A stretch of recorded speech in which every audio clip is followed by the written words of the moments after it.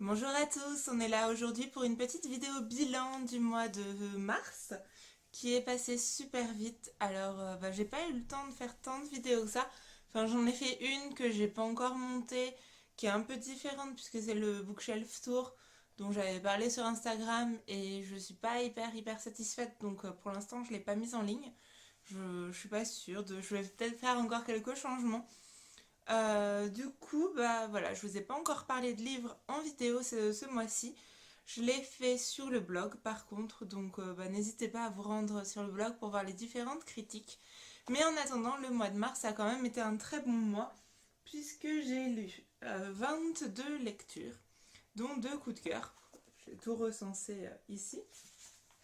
Ce qui donne quand même voilà, quasiment 5000 pages de lu, donc c'est plutôt pas mal. J'ai avancé dans les services presse que j'avais. J'ai lu un peu de tout. J'ai lu du roman, du manga, du roman policier, du roman graphique, des albums. Bref, pas mal de choses. Je vais vous présenter pas mal de ces livres-là. On va essayer de faire ça de façon assez rapide puisque le principe c'est que je fasse pas une vidéo de 15 ans. Enfin j'espère, sinon ça va être un peu long. Alors, eh bien on va commencer avec les mangas.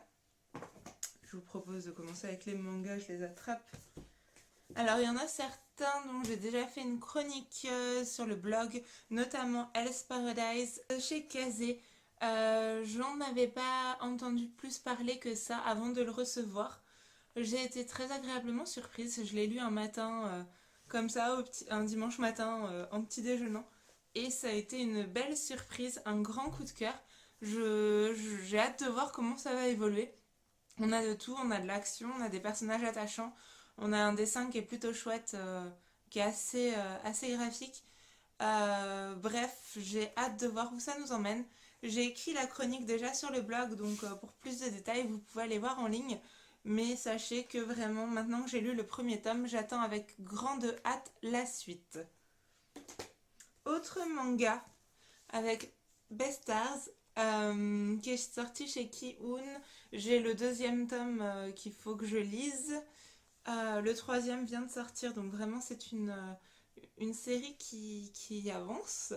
On est dans un monde où les herbivores côtoient les carnivores dans le meilleur des mondes, tout se passe très bien. Les carnivores ne mangent pas les animaux, ils mangent des œufs.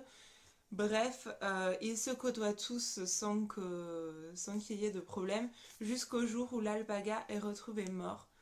Et effectivement, bien sûr, tout le monde s'en doute, il a été tué par un carnivore. Par qui? Mystère. Tout commence alors, suspicion. Enfin, la belle entente qui existait jusqu'à maintenant et n'existe plus. Et on va se demander ce qui s'est passé, comment les choses vont évoluer. J'ai eu un coup de cœur pour notre petit loup, Legoshi, qui est en couverture, qui est vraiment un loup très attachant. Enfin, tout le monde le soupçonne, puisque c'est le grand loup, quoi. Il est hyper timide et donc il ne se défend pas. Et j'ai vraiment trouvé qu'il était très chou. J'ai beaucoup aimé ce premier tome, je suis curieuse de voir comment ça va évoluer dans le deuxième. Et voilà, donc plus qu'à lire la suite, et en tout cas ça marche bien. J'aime beaucoup la métaphore de ce monde, donc voilà, j'ai hâte de voir comment tout ça va évoluer. Autre manga que je voyais beaucoup passer à un moment, donc quand je suis passée en librairie, je suis repartie avec, c'était Blue Flag. Donc c'était un premier tome chez Kurokawa. On est en terminale et on fait la connaissance de trois personnages, ces trois-là.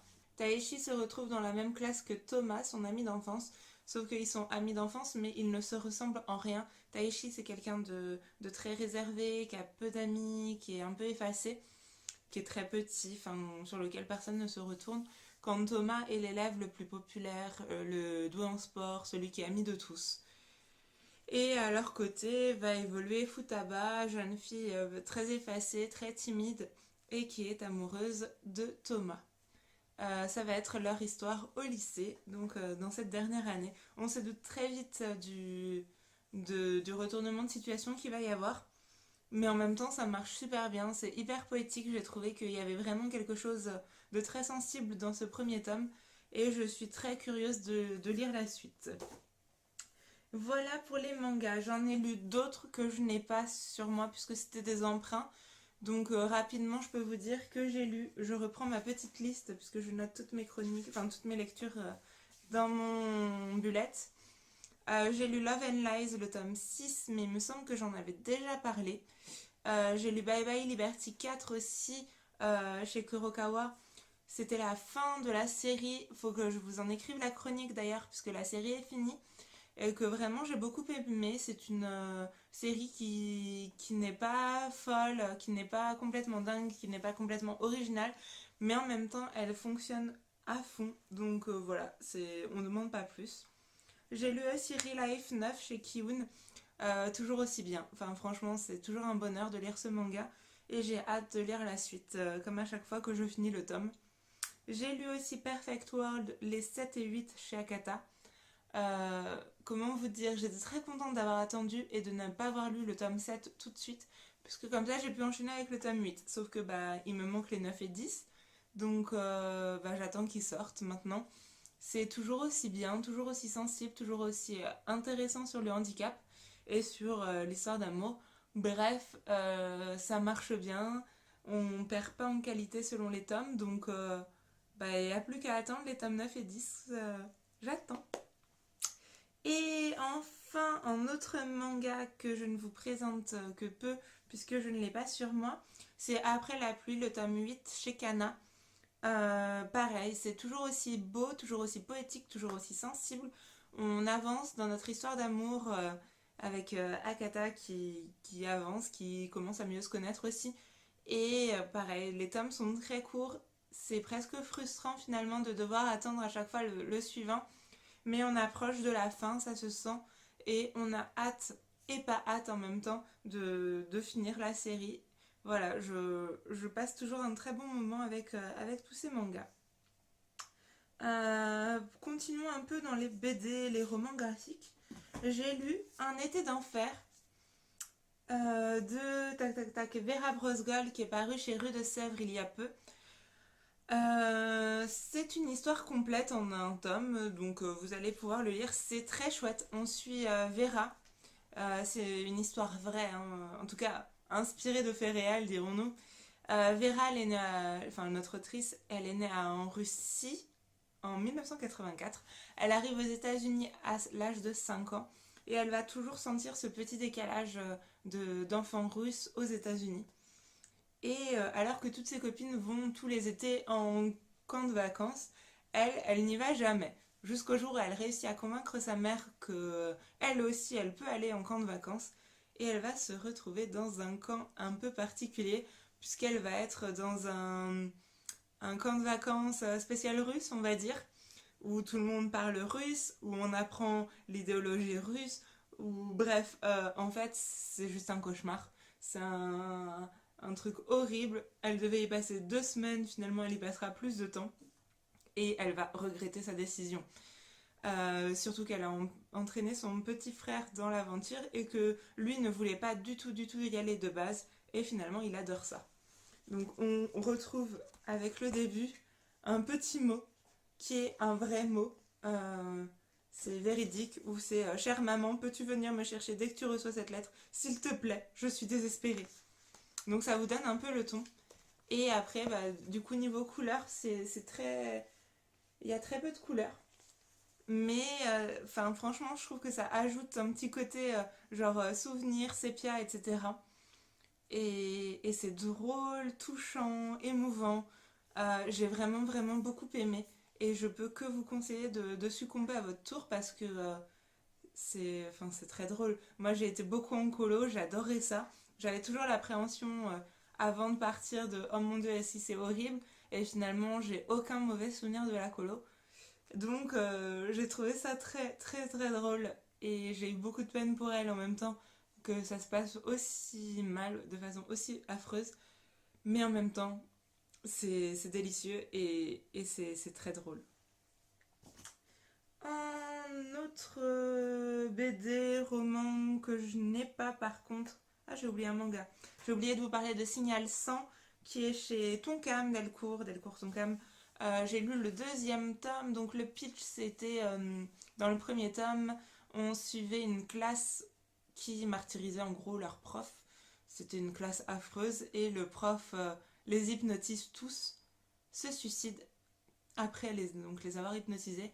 Et en fait, rapidement, ils se rendent compte que pendant l'hypnose, il y a eu 100 règles édictées. Et si on franchit une de ces règles, on meurt aussitôt. Évidemment, ils ne connaissent pas les 100 règles. Et ils vont apprendre petit à petit quelles règles c'est. Donc le deuxième tome était toujours aussi sanglant, toujours aussi affreux et toujours aussi addictif. J'ai adoré, j'ai hâte de voir la suite. C'est une série en 4 tomes, donc ça va passer très vite. Et je suis très curieuse de voir comment tout ça va évoluer, d'autant qu'on a eu quelques révélations dans ce deuxième tome. Et je suis curieuse de voir comment tout ça va s'enchaîner. Donc dans les BD, j'ai continué la série Super aux éditions de la Gouttière avec le troisième tome et le quatrième tome. Donc on suit des frères et sœurs, deux frères et une sœur, qui sont tout jeunes et qui ont des pouvoirs qu'ils cachent aux autres, au monde. Sauf que petit à petit, ils se font repérer. C'est très chouette, les dessins sont top, l'histoire est géniale, il y a beaucoup d'humour, beaucoup d'émotions. Si vous n'avez pas succombé encore à cette bande dessinée, mais je vous recommande à fond d'y aller. Allez-y, lisez-la parce que c'est top et les éditions de la Gouttière font un travail absolument formidable. En gros, tout ce qu'ils sortent, je trouve ça génial, donc je ne peux que vous encourager à découvrir leur catalogue. Et enfin, dernière BD, je vérifie que je n'ai rien oublié d'autre, mais non, c'est bon. Dernière BD, Les Vieux Fourneaux, depuis le temps que j'en entendais parler, que tout le monde me disait que c'était génial, etc. Bah ça y est, j'ai succombé, j'ai lu le premier tome, donc à la fin du mois. J'ai adoré, j'ai eu un gros coup de cœur pour ces petits vieux qui sont absolument horribles et super drôles. J'ai trouvé ça génial. Ils ont un humour qui me fait rire aux éclats. J'ai continué d'ailleurs maintenant les tomes 2 et 3 hier soir. Et pareil, j'ai lu et j'ai ri vraiment fort. Donc je peux que vous conseiller, surtout si vous ne les avez pas encore lus non plus. Faites comme moi, réparez votre erreur et allez-y. Ils sont à découvrir aux éditions d'Argo. Donc il y a 5 tomes de parus déjà. Je suis en train de lire. Donc là j'ai lu 2 et 3 et j'ai les 4 et 5 qui m'attendent. Et je pense qu'après, je vais être très triste de quitter nos personnages, puisque pour l'instant, il n'y a pas de suite. Voilà pour tout ce qui est BD. Passons maintenant à mon album que j'ai pu lire. C'est Capitaine Rosalie de Timothée de Fontbelle et illustré par Isabelle Arsenault. C'est paru chez Gallimard il y a quelque temps déjà. Ça nous plonge en 1917. On suit une jeune fille, une toute petite fille qui ne comprend pas vraiment tout ce qui se passe en fait. Son père est parti à la guerre, elle vit seule avec sa mère et Rosalie va décider de partir dans une espèce de mission secrète. Elle est, elle est seule dans sa salle de classe, enfin c'est la seule à avoir cet âge-là. Elle est au fond de la classe, personne ne fait attention à elle vraiment. Elle est là parce que personne ne peut s'occuper d'elle, donc le maître accepte de la garder. Elle reste au fond, elle dessine dans son carnet, en tout cas c'est ce que tout le monde croit, mais en vrai, Rosalie, elle mène une mission secrète. Elle est là pour, elle aussi, réaliser quelque chose pendant la guerre. C'est hyper émouvant, c'est super triste. Et on se rend compte que les enfants sont pas bêtes et qu'il faut leur expliquer les choses, même quand on pense qu'ils ne comprennent pas. Ils comprennent beaucoup de choses et ils ressentent beaucoup de choses. Et j'ai trouvé cette petite Rosalie vraiment très mignonne, vraiment attachante. Et on a envie de l'aider, de la consoler et de l'accompagner tout au long de sa mission secrète. Voilà, ça se lit très vite, c'est très chouette, c'est très, très émouvant, très touchant. Et je vous le conseille à fond. Maintenant, on va passer au roman avec des choses bien différentes. Je vais commencer avec le roman policier du mois, puisque j'en ai lu qu'un, avec 37 fois de Christopher J. Yates, qui est paru aux éditions Cherche Midi il y a quelque temps maintenant, le 21 mars visiblement. C'est notre nouvelle sortie pour le book talk, enfin pour le club thriller du Cherche Midi. On a le book talk dans une semaine, même pas. J'ai eu beaucoup de mal à entrer dedans, il faut le dire. Je pense que j'étais pas du tout dans l'ambiance au moment de le lire et j'ai trouvé le début absolument horrible. Pas mal écrit ou quoi, hein, mais vraiment horrible dans le sens ça m'a pris aux tripes et j'ai trouvé ça mais complètement affreux. Enfin vraiment, j'ai trouvé ça malsain et du coup ça m'a un petit peu bloqué au début. Et puis les copines avançaient et me disaient que non, non, elles étaient bien dedans, tout le monde en avait des avis très positifs, donc j'ai dit bah quand même, tu dois pas être dans le mood, mais c'est pas grave, continue et avance. Et effectivement, on avance petit à petit, et là j'ai été complètement embarquée, et j'ai beaucoup plus apprécié que ce que je ne craignais au début.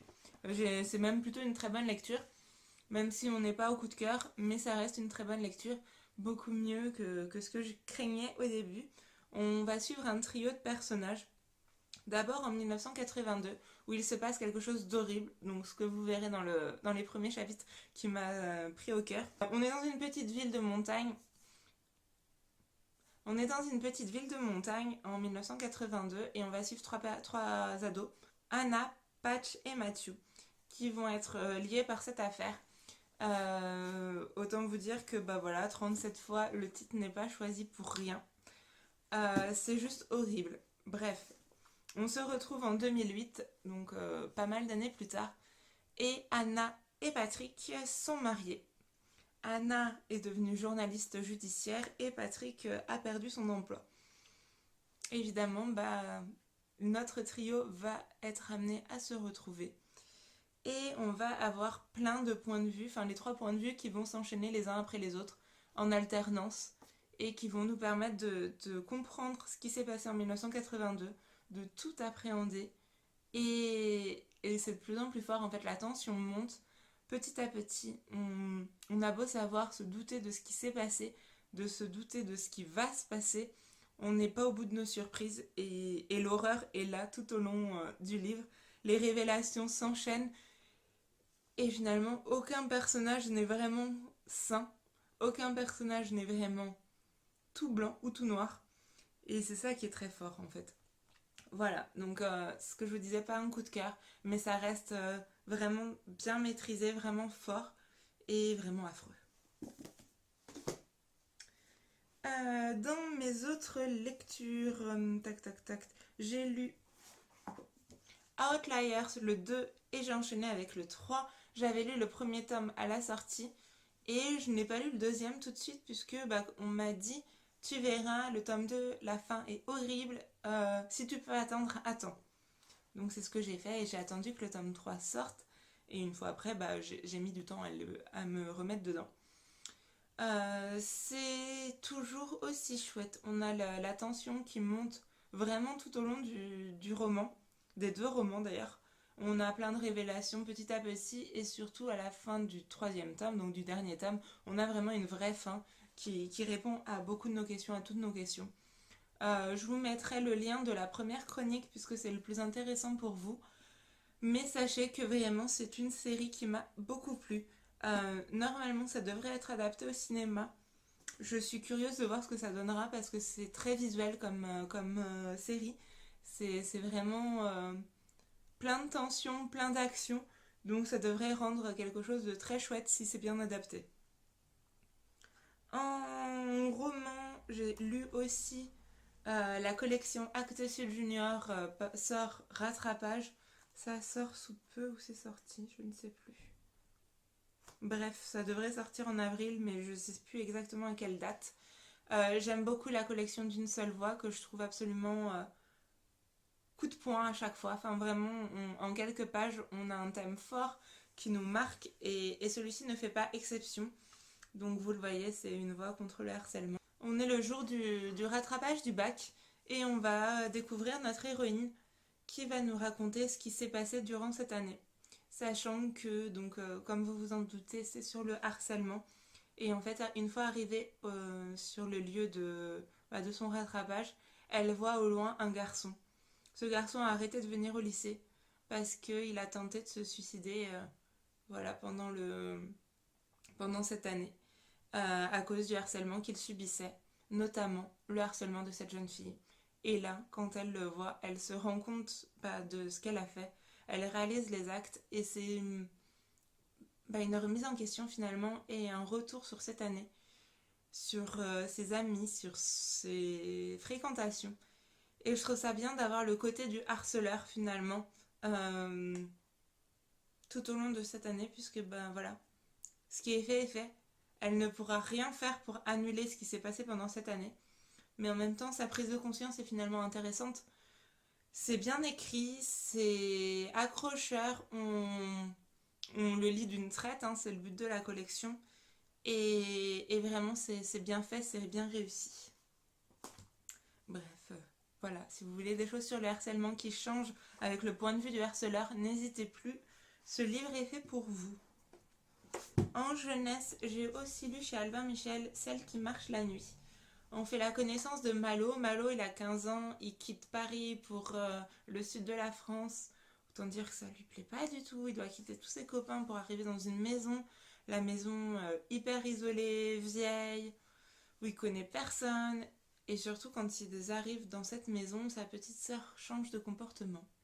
Et lui se sent très très mal dans cette maison.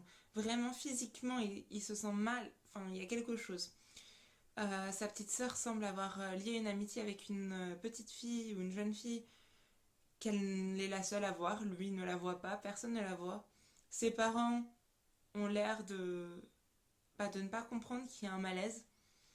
Et lui va enquêter petit à petit et trouver une cassette qui a été enregistrée en 1987 et qui va lui permettre de mieux comprendre ce mystère. Voilà, c'est un petit récit qui est vendu comme un récit horrifique, qui l'est un peu, mais pas tant que ça finalement. Ne vous attendez pas à mourir de peur avec ce livre, mais il y a de l'angoisse, il y a la tension qui monte, et c'est bien pour les trouillards comme moi qui aiment bien lire de temps en temps un truc qui fait peur sans faire trop peur. C'est vraiment plutôt chouette. Enfin voilà, Malo est attachant. Par contre, on oublie rapidement, il est censé avoir 15 ans, il a des réactions un peu plus âgées, comme sa petite sœur qui est censée avoir 6 ans, me semble-t-il, et clairement elle aurait 12 ans, ça passerait aussi bien, quoi. Bref, c'est plutôt réussi. On retrouve le style de Delphine Bertolon qui est complètement addictif et qu'on va lire comme ça à la suite. On est curieux de savoir ce qui s'est passé. Qui est cette jeune fille que la petite sœur de Malo voit, qu'est-ce que c'est que cette cassette, qu'est-ce qui s'est passé finalement, et ça devient presque une enquête au final où la tension monte et jusqu'à la résolution. J'ai aussi lu dans un autre style en jeunesse toujours, Les étonnantes aventures du merveilleux minuscule Benjamin Berlin. Alors là, clairement, on change par rapport au livre précédent. On fait la connaissance de Benjamin Berlin, qui est un jeune garçon qui vit dans une famille de diplomates ou je ne sais plus. Bref, qui est amené à voyager. Et là, il va se retrouver au Japon, donc dans un pays complètement différent, où les gens ne parlent pas du tout la même langue, où le système d'écriture est différent.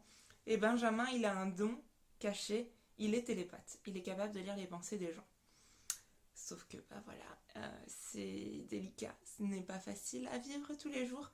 Et on va suivre, du coup, comment il va appréhender ce don dans ce nouveau pays. Il y a des scènes très drôles, il y a des scènes très émouvantes. Enfin, c'est vraiment très chouette. J'ai beaucoup aimé Benjamin Berlin, que je trouve assez attachant finalement comme gamin. Et voilà, ça vous fait vraiment voyager. Vous avez vraiment l'impression de vous trouver à Tokyo avec lui. Et c'est super agréable de vivre le voyage de cette façon. Voilà, ça vous change complètement. Vous lisez un petit truc d'horreur suivi de celui-ci. Et c'est parfait pour la journée. Enfin, la journée ou la semaine. Hein. À côté de ça, tac tac tac, je vérifie que je n'ai rien oublié. Mais non, c'est bon. Je vous parle donc de ma dernière lecture du mois qui sort jeudi 11 avril. Le 11 avril en tout cas. C'est Quand les astres s'en mêlent de Minnie Drake qui va paraître donc chez Le Cherche Midi. On va suivre Justine du signe du Sagittaire, qui recroise par hasard Nick, son amour d'enfance, signe Verseau. Alors si je vous donne tous les signes comme ça, ce n'est pas par hasard, c'est parce que Nick est complètement passionné par l'astrologie. Il est persuadé que son horoscope lui dit toujours la vérité et il est surtout fan d'un astrologue qui travaille dans le magazine L'Étoile où Justine travaille elle aussi. Et Nick essaye de percer en tant que comédien. Et Justine attend de devenir une vraie rédactrice à temps complet au sein de l'Étoile où elle travaille. Nick est un peu paumé dans sa vie, il sait pas trop, il sait pas trop ce qu'il va devenir finalement. Il espère devenir comédien, mais voilà, ça marche pas, il n'arrive pas à s'en sortir plus que ça. Et Justine, elle, elle attend patiemment d'obtenir sa chance, de devenir vraiment rédactrice. Mais pour l'instant, ça ne vient pas. Elle est toujours stagiaire depuis très très longtemps. Et un jour, voilà, elle va se retrouver par hasard, sans vraiment faire exprès au début, à réécrire les prédictions de notre astrologue. Sauf que évidemment rien ne va se passer comme prévu et les horoscopes de Justine vont impacter beaucoup, beaucoup, beaucoup de gens. Puisqu'en fait cet astrologue est suivi par beaucoup de personnes et c'est super drôle parce qu'on voit comment il y a beaucoup de gens finalement qui attendent leur horoscope et qui prennent des décisions en fonction de ça. Du coup, c'est très chouette parce qu'elle va se mettre à réécrire les prédictions des Verseaux, sauf qu'elle, elle n'y croit pas du tout. Elle essaye juste que les prédictions lui rendent service, puisqu'elle est toujours un peu amoureuse de Nick et qu'elle aimerait bien qu'il la recontacte, qu'il revienne vers elle. Sauf que ces prédictions tombent juste, quand on a le point de vue de Justine, on comprend ce qu'elle a voulu dire, ce qu'elle espérait, et après on a le point de vue de Nick qui comprend l'horoscope, évidemment pas de la bonne façon, et en même temps c'est logique sa façon de le comprendre aussi. Ce qui nous montre que voilà, un horoscope c'est quand même pas... Enfin, c'est pas que c'est pas fiable à 100%, mais disons que chacun peut l'interpréter comme il le souhaite. Et c'est super drôle. Bon, moi j'ai eu en plus le côté, étant Sagittaire, je me suis bien reconnue dans Justine, en tout cas telle qu'elle est décrite par le signe. Et donc on va suivre chaque partie avec, on avance dans le mois avec les signes. C'est super drôle. C'est décrit comme, c'est marqué une comédie romantique cosmique et drôle. Les fans de Love Actually vont être ravis. Alors, je pense que le côté Love Actually, c'est le côté où il y a plein de destins qui entrent en jeu. Et voilà, on va avoir notre histoire principale, notre trame principale. L'horoscope est écrit par Justine et en quoi il va impacter plein de vies différentes. Et on va les retrouver petit à petit. Et ça, c'est génial. Enfin, franchement, au début, j'étais là... Je me disais, ça fait beaucoup de personnages, mais finalement, c'est vraiment très chouette. C'est un gros truc de plaid. Enfin, c'est une comédie romantique comme on aime. On a envie de se mettre sous le plaid en prenant notre tasse de thé et d'être très cliché, mais voilà. Ça marche super bien. J'ai beaucoup aimé. J'ai trouvé ça hyper émouvant.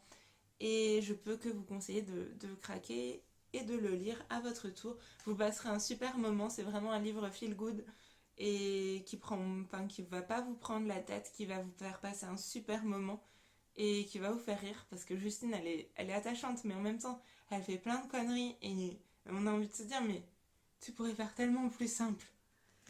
Voilà, donc je vous ai présenté rapidement, rapidement à peu près tout ce que j'ai lu durant le mois de mars. Le mois d'avril est très bien parti, je vous en parle sous peu. Et en attendant, je vous souhaite une belle lecture, une belle semaine de lecture. Et je vous dis à bientôt.